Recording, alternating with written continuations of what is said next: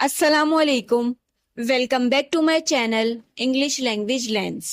आज हमारा topic past simple tense है। इस वीडियो में मैं आपको बताऊंगी कि हम पास्ट सिंपल टेंस का इस्तेमाल क्यों करते हैं और इस टेंस का इस्तेमाल हम किस तरह से करते हैं, और ये भी बताऊंगी कि पास्ट सिंपल टेंस के नेगेटिव, पॉजिटिव और इंट्रोगेटिव सेंटेंसेस को हम किस तरह से फॉर्म करते हैं। तो सबसे पहले बात करते हैं कि हम इस टेंस का इस्तेमाल क्यों करते हैं। हम सिंपल पास्ट टेंस का इस्तेमाल तब करते हैं जब हमें बताना हो कि पास्ट में यानी कि माजी में कोई इवेंट या कोई एक्शन हुआ और वो पास्ट में ही खत्म हो गया, उसको हम आज बताने के लिए इस टेंस का इस्तेमाल करते हैं। इसके अलावा पास्ट में हमारी क्या रूटीन थी, हमारी क्या आदतें थी, उन सबको बताने के लिए भी हम इस टेंस का इस्तेमाल करते हैं। इसके अलावा पास्ट का कोई भी इवेंट किसी को बताने के लिए, कोई भी कहानी सुनाने के लिए हम इस टेंस का इस्तेमाल करते हैं। इसके अलावा पास्ट में हम क्या थे, हमारी क्या कंडीशन थी, हमारा क्या स्टेट था, वो बताने के लिए भी हम इस टेंस का इस्तेमाल करते हैं। मैं इसकी कुछ एग्जाम्पल्स आपको देती हूँ ताकि आपको अच्छी तरह से समझ में आ जाए। लेकिन सबसे पहले मैं आपको यहाँ पे ये बताना चाहती हूँ कि जब हम पास्ट इवेंट्स को बताते हैं तो हम कुछ टाइम एक्सप्रेशंस का इस्तेमाल करते हैं, जैसे कि यस्टरडे। इसकी एग्जाम्पल ऐसे समझें, यहाँ पे एक सेंटेंस लिखा हुआ है, I went to the park yesterday, यानी कि वो बता रहा है कि वो पार्क गया था कब, यस्टरडे, कल, गुजरे हुए कल में। इसके अलावा हम और बहुत सारे टाइम एक्सप्रेशंस का इस्तेमाल करते हैं, जैसे कि फिर लास्ट डे भी हो सकता है, वीक भी हो सकता है, मंथ भी हो सकता है और ईयर भी हो सकता है। तो यहाँ पर एक सेंटेंस लिखा हुआ है, she travelled to Paris last summer. इसका मतलब ये हुआ कि लास्ट समर में उसने पेरिस का सफर किया था। अब यहाँ पर आप उर्दू पे ना जाएं कि किया था, इस टाइप के वर्ड्स हों, ये जरूरी नहीं है। तो उर्दू ट्रांसलेशन पे आप ना जाएं, सिर्फ इतना समझे कि पास्ट में कोई एक्शन या कोई काम कंप्लीट हुआ, उसको बताने के लिए हम इस टेंस का इस्तेमाल कर रहे हैं। इसके अलावा अपनी आदतों को बताने के लिए कर रहे हैं। मैं इसकी बहुत सारी मिसालें देके आपको आगे समझाऊंगी, फिलहाल मैं आपको सिर्फ इतना समझा रही हूँ। जब हम पास्ट के बारे में बात करते हैं, यानी कि गुजरे हुए कल के बारे में कोई इवेंट या कोई एक्शन को बताते हैं, तो हम इन टाइम एक्सप्रेशंस का इस्तेमाल करते हैं। पास्ट टाइम एक्सप्रेशंस को इस्तेमाल करने से जो हमारा सुनने वाला है उसको पता चलता है कि कोई इवेंट या कोई एक्शन पास्ट में तो हुआ है, लेकिन कब हुआ है। यहाँ पर आपको और टाइम एक्सप्रेशंस भी नजर आ रहे हैं, जैसे कि in year, in decade, in century. For example, I was born in 2005। तो इस तरह से हम चीजों को बताने के लिए सेंचुरीज का, डेकेड्स का, ईयर का इस्तेमाल करके भी बताते हैं। इसके अलावा जब बात बहुत ज्यादा पुरानी ना हो तो हम इस तरह से भी बताते हैं कि a week ago, 2 days ago, a year ago. यहाँ पर एक एग्जाम्पल है, she got married a year ago, यानी कि ये एक पास्ट का इवेंट है जो कि कंप्लीट हो चुका है, वो 1 साल पहले शादी कर चुकी है। अब मैं आपको बताती हूँ कि किस तरह से हम पास्ट सिंपल टेंस का इस्तेमाल करते हुए उसके पॉजिटिव सेंटेंसेस को बना सकते हैं। इसका फॉर्मूला बहुत ही आसान है। आपने सबसे पहले सब्जेक्ट का इस्तेमाल करना है। सब्जेक्ट कुछ भी हो सकता है, I, we, you, they, he, she, कुछ भी हो सकता है। तो सबसे पहले आपने सब्जेक्ट, यानी कि वो होता है सब्जेक्ट जो काम को कर रहा होता है, तो सबसे पहले आपने सब्जेक्ट का इस्तेमाल करना है। उसके बाद आपने वर्ब की पास्ट फॉर्म यानी कि सेकंड फॉर्म का इस्तेमाल करना है। उसके बाद आपने ऑब्जेक्ट का इस्तेमाल करना है। सब्जेक्ट आप कोई भी यूज करें, आई करें, वी करें, यू करें, दे करें, कुछ भी करें, लेकिन उसके साथ आपने वर्ब की सेकंड फॉर्म का ही इस्तेमाल करना है। यहाँ पर मैं आपको कुछ एग्जाम्पल्स देके और अच्छी तरह से समझाना चाहती हूँ कि हम इस टेंस का इस्तेमाल क्यों करते हैं और हम पॉजिटिव सेंटेंसेस को किस तरह से बोल सकते हैं और लिख सकते हैं। अब यहाँ पर आप इसकी एग्जाम्पल को बहुत ही आसान लफ्जों में समझें कि हमने सबसे पहले सब्जेक्ट का इस्तेमाल करना है, फिर वर्ब की सेकंड फॉर्म का इस्तेमाल करके ऑब्जेक्ट का इस्तेमाल करना है। अब आपने किसी को बताना है कि किसी ने कार खरीद ली है पिछले हफ्ते, तो अब इस बात को आप इस तरह से कहेंगे, he bought a new car last week. इसका मतलब ये हुआ कि काम कंप्लीट हो चुका है पास्ट में। एक कंप्लीटेड एक्शन को आपने यहाँ पर बताया। तो यहाँ पर सबसे पहले आपने सब्जेक्ट ही का इस्तेमाल किया, उसके बाद बाय खरीदना, ये एक वर्ब है, इसकी सेकंड फॉर्म आपने इस्तेमाल करी बॉट। उसके बाद आपने ऑब्जेक्ट का इस्तेमाल किया अ न्यू कार। उसके बाद आपने टाइम एक्सप्रेशन का इस्तेमाल किया लास्ट वीक, यानी कि टाइम भी बता दिया कि उसने कब खरीदी। अब यहाँ पर अगर आप टाइम एक्सप्रेशन को इस्तेमाल ना भी करें और सिर्फ इतना कहें ही बॉट अ न्यू कार, तो भी पता चल जाएगा, क्योंकि बाय का सेकंड फॉर्म बॉट का इस्तेमाल हुआ है, तो भी सुनने वाला समझ जाएगा कि ये जो एक्शन है ये पास्ट में कंप्लीट हो चुका है। आगे इसकी एक और एग्जाम्पल देखते हैं। मिसाल के तौर पे आप किसी को बताना चाह रहे हैं कि आप बचपन में अंधेरे से बहुत डरते थे, तो आप कहेंगे I was afraid of the dark when I was a child. तो यहाँ पर सबसे पहले आपने सब्जेक्ट का इस्तेमाल किया आई, फिर आपने वॉज का इस्तेमाल किया जो कि बी की सेकंड फॉर्म है। बी कहते हैं होने को और वॉज इसकी सेकंड फॉर्म है। जब आपको बताना हो कि अभी आप क्या हैं प्रेजेंट में, यानी कि हाल में, तो आप बी का इस्तेमाल करते हैं। लेकिन आप माजी में क्या थे उसको बताने के लिए आप इस्तेमाल करते हैं वॉज का, कि आपकी कंडीशन क्या थी, आप क्या थे उसको बताने के लिए। तो इसलिए आपने सबसे पहले यहाँ पे आई का इस्तेमाल किया, फिर वॉज का इस्तेमाल किया, उसके बाद आपने अपना ऑब्जेक्ट अफ्रेड का इस्तेमाल किया, और फिर आप किस चीज से खौफजदा थे, तो आपने बताया ऑफ द डार्क, अंधेरे से। फिर यहाँ पर आपने टाइम एक्सप्रेशन का इस्तेमाल किया कि कब, when I was a child, बचपन में। यहाँ पर एक और एग्जाम्पल मैं आपको बताती हूँ।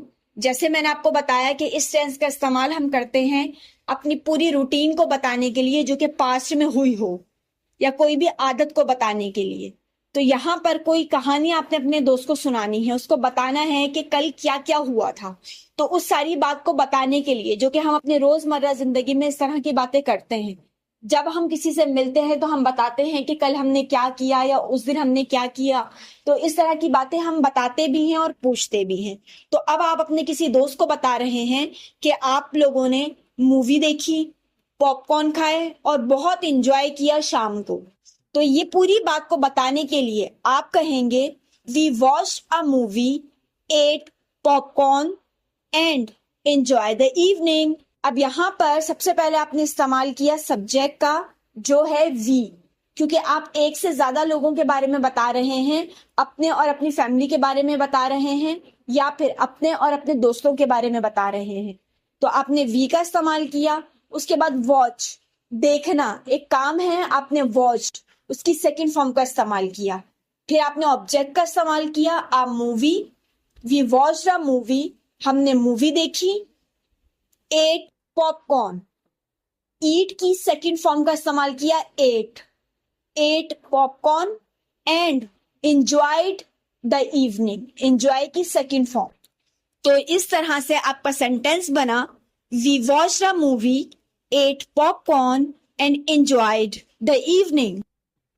हम अपनी रोजमर्रा जिंदगी में इस तरह की बातें पूछते भी रहते हैं, मैं फिर से कहूंगी, और बताते भी रहते हैं। इसलिए ये टेंस हमारे लिए बहुत जरूरी है, और हमें ये भी पता होना चाहिए कि हम पॉजिटिव, नेगेटिव और इंट्रोगेटिव सेंटेंसेस को किस तरह से बना सकते हैं। यहाँ पर मैं आपको एक और एग्जाम्पल भी देती हूँ। जैसे कि मैंने आपको बताया था कि इस टेंस का इस्तेमाल हम तब भी करते हैं जब हम अपने माजी की कोई आदत को बताना चाह रहे हो, यानी कि ये काम आप अभी नहीं कर रहे लेकिन माजी में आप करते थे, आपकी आदत थी। मिसाल के तौर पे आप किसी को बता रहे हैं कि आपकी बहन की आदत थी कि वो पूरी फैमिली के लिए रात का खाना बनाती थी। अब आपकी बहन नहीं बनाती है, वो उसकी माजी की एक आदत थी। तो यहाँ पर आप इस सेंटेंस को कहने के लिए भी इस टेंस का इस्तेमाल करेंगे, और आप कहेंगे she cooked dinner for her family every night. यहाँ पर आपने सबसे पहले सब्जेक्ट शी का इस्तेमाल किया, आप माय सिस्टर का इस्तेमाल भी कर सकते हैं। फिर यहाँ पर आपने वर्ब की सेकंड फॉर्म कुक्ड का इस्तेमाल किया, जो कि कुक की सेकंड फॉर्म है। उसके बाद आपने ऑब्जेक्ट बताया डिनर फॉर हर फैमिली। उसके बाद आपने यहाँ पर एक टाइम एक्सप्रेशन बताया एवरी नाइट। अब इस सेंटेंस से हमें पता चल रहा है शी कुक्ड क्योंकि ईडी आ गया, सेकंड फॉर्म हो गई, यानी कि काम माजी का है।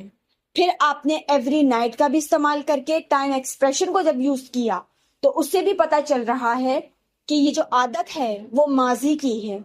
अब मैं आपको बताती हूँ कि किस तरह से हम पास्ट सिंपल टेंस का इस्तेमाल करते हुए नेगेटिव सेंटेंसेस को बना सकते हैं, यानी कि इनकारिया जुमलों को बना सकते हैं। यहाँ पर भी हमें सबसे पहले सब्जेक्ट का इस्तेमाल करना है, बस थोड़ा सा फर्क ये है कि अब हमने यहाँ पे वर्ब की सेकंड फॉर्म का इस्तेमाल नहीं करना, अब हमने डिड का इस्तेमाल करना है, जो कि पहले से ही सेकंड फॉर्म है डू की।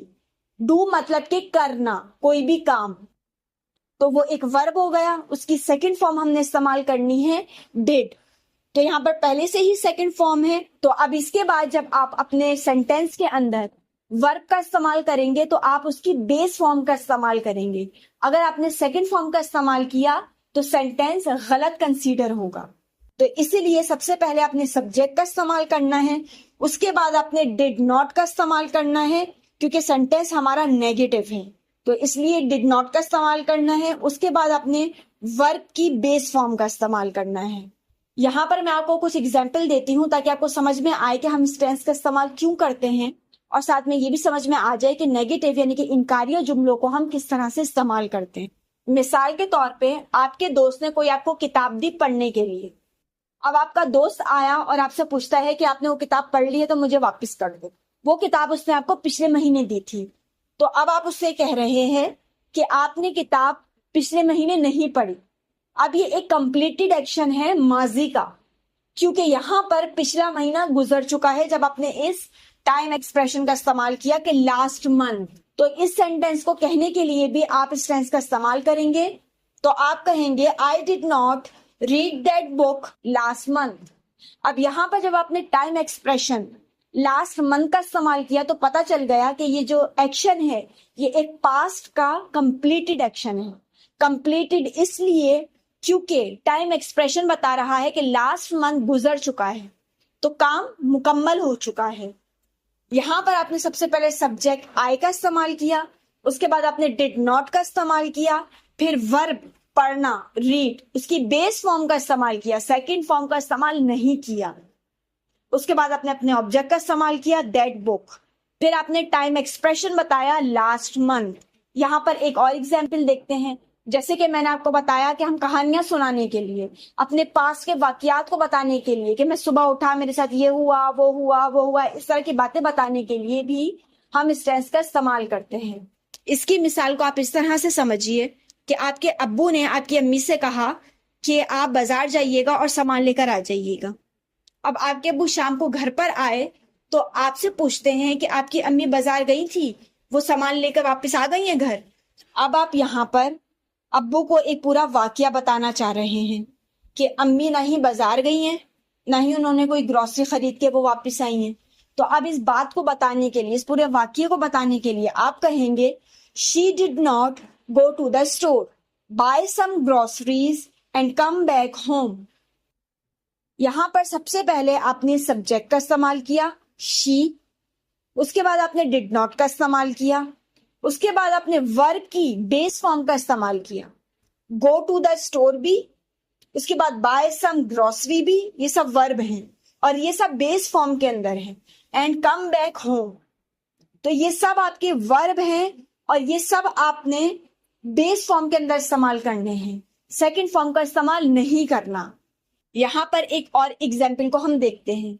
जैसे कि मैंने आपको बताया अभी पहले कि हम इस टेंस का इस्तेमाल इसलिए भी करते हैं जब हमें बताना हो कि हम पास्ट में क्या थे, हमारी क्या कंडीशन थी। इसकी मिसाल को आप इस तरह से समझिए कि आप कहीं से सफर करके वापस आते हैं, आपका दोस्त आपके घर पे आता है आपसे मिलने के लिए और आपसे कहता है अरे वाह भाई तुम्हारे तो बड़े मजे हैं। तो अब आप उसे ये बताना चाह रहे हैं कि आप इस सफर के लिए बिल्कुल भी पुरजोश नहीं थे। आप क्या थे ये बताने के लिए आपको वॉज का इस्तेमाल करना है, क्योंकि आप अपनी कोई कंडीशन बता रहे हैं कि आप क्या थे इस जुमले को कहने के लिए कि आप सफर के लिए एक्साइटेड नहीं थे, पुरजोश नहीं थे। आप कहेंगे I was not excited about the trip. यहाँ पर भी सबसे पहले आपने सब्जेक्ट आई का इस्तेमाल किया, उसके बाद आपने वॉज मैंने जैसा बताया बी की सेकंड फॉर्म है वॉज, तो आपने इसका इस्तेमाल किया ये बताने के लिए कि आप क्या नहीं थे, तो कुछ भी होने के लिए। तो आई वॉज नॉट एक्साइटेड। अब एक्साइटेड में ईडी देख के ये मत समझिएगा कि ये सेकंड फॉर्म है। एक्साइटेड वर्ड ही ईडी के साथ होता है। एक्साइटेड ये अपनी बेस फॉर्म के अंदर ही है ऑलरेडी, ये सेकंड फॉर्म के अंदर नहीं है। उसके बाद आपने अपने ऑब्जेक्ट का इस्तेमाल किया अबाउट द ट्रिप। अब मैं आपको बताती हूं कि किस तरह से हम प्रेजेंट सिंपल टेंस का इस्तेमाल करते हुए इंट्रोगेटिव सेंटेंसेस बनाते हैं, यानी कि सवालिया जुमले बनाते हैं। अब यहाँ पर भी आपने सबसे पहले डिड का इस्तेमाल करना है, और जैसे कि मैंने आपको बताया कि जब आपने डिड का इस्तेमाल किया है तो सेकंड फॉर्म को इस्तेमाल अब हम नहीं कर सकते, वर्ब की बेस फॉर्म का ही इस्तेमाल करना है।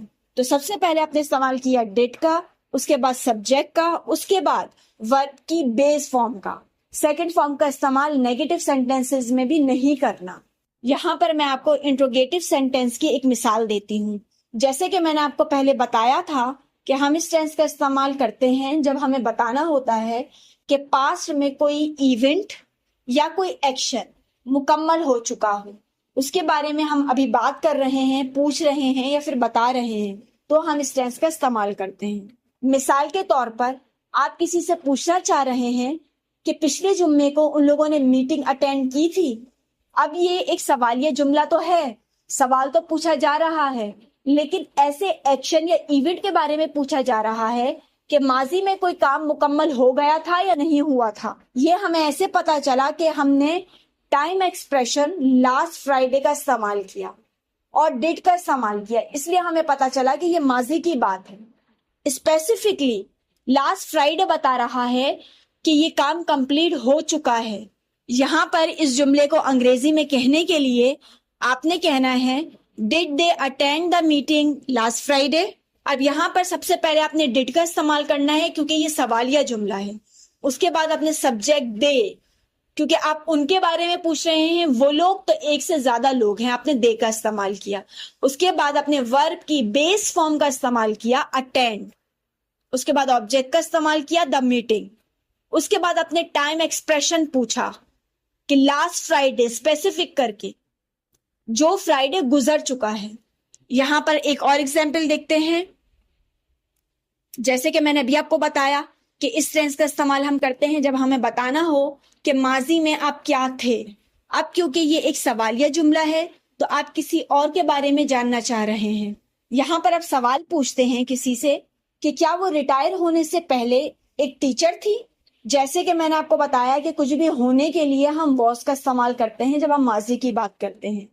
तो क्या वो टीचर थी? अब वो क्या थी, इसीलिए वॉज का इस्तेमाल होगा सेंटेंस में। तो यहाँ पर सबसे पहले आपने इस्तेमाल किया वॉज का, उसके बाद आपने इस्तेमाल किया शी सब्जेक्ट का, फिर अ टीचर, फिर यहाँ पर आपने टाइम एक्सप्रेशन भी बता दिया कि बिफोर शी रिटायर्ड।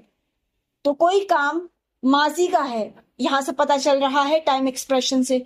उसके बाद वॉज भी बता रहा है कि एक कंडीशन पूछी जा रही है, किसी का कुछ होना नहीं होना पूछा जा रहा है माजी का। यहाँ पर हमने डिड का इस्तेमाल इसलिए नहीं किया क्योंकि डिड एक वर्ब है और इस जुमले में हमें किसी वर्ब के बारे में बात नहीं करनी थी, किसी काम के बारे में बात नहीं करनी थी। यहाँ पर हमें स्टेट ऑफ बीइंग की बात करनी थी, कुछ होने नहीं होने की बात करनी थी, इसीलिए हमने यहाँ पर वॉज का इस्तेमाल किया। जब कभी भी आपको कुछ होने के लिए कुछ पूछना हो कि कोई क्या था माजी में, तो आपने वॉज या वर का इस्तेमाल करना है। वर का इस्तेमाल हम एक से ज्यादा लोगों के लिए करते हैं। वॉज का इस्तेमाल हम फर्स्ट पर्सन मतलब के आई के लिए करते हैं, सेकंड पर्सन यू के लिए करते हैं और थर्ड पर्सन सिंगुलर के लिए करते हैं।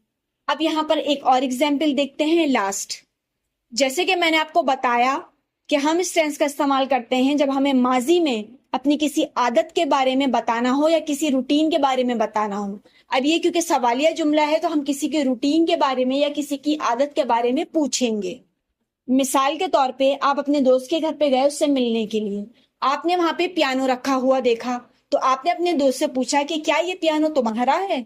तो उसने कहा कि नहीं, ये पियानो मेरा नहीं है, मेरी बहन का है। तो अब आप उससे पूछना चाह रहे हैं माजी की बात कि क्या तुम्हारी बहन ये पियानो हर शाम बजाती थी? तो यहाँ पर अब आप माजी की कोई रूटीन या कोई आदत पूछना चाह रहे हैं तो आप उससे कह रहे हैं कि क्या वो ये पियानो हर शाम बजाती थी। तो इस जुमले को आप अंग्रेजी में कहेंगे did she practice piano every afternoon. अब यहाँ पर सबसे पहले आपने डिड का इस्तेमाल किया, उसके बाद आपने सब्जेक्ट शी का इस्तेमाल किया, उसके बाद वर्ब की बेस फॉर्म यानी कि प्रैक्टिस का इस्तेमाल किया, उसके बाद आपने अपने ऑब्जेक्ट पियानो का इस्तेमाल किया, उसके बाद आपने एक टाइम एक्सप्रेशन का इस्तेमाल किया एवरी आफ्टरनून, यानी कि आपने बता दिया कि आप कौन से टाइम के बारे में पूछना चाह रहे हैं, कौन सा स्पेसिफिक ऐसा अरसा है जिसके बारे में आप जानना चाह रहे हैं। यानी कि माजी की तो बात है, लेकिन माजी में भी आप कौन से एक खास वक्त के बारे में पूछना चाह रहे हैं कि हर सुबह बजाती थी, हर शाम बजाती थी, हर रात बजाती थी। तो इसलिए यहाँ पर आपने टाइम एक्सप्रेशन का इस्तेमाल किया एवरी आफ्टरनून।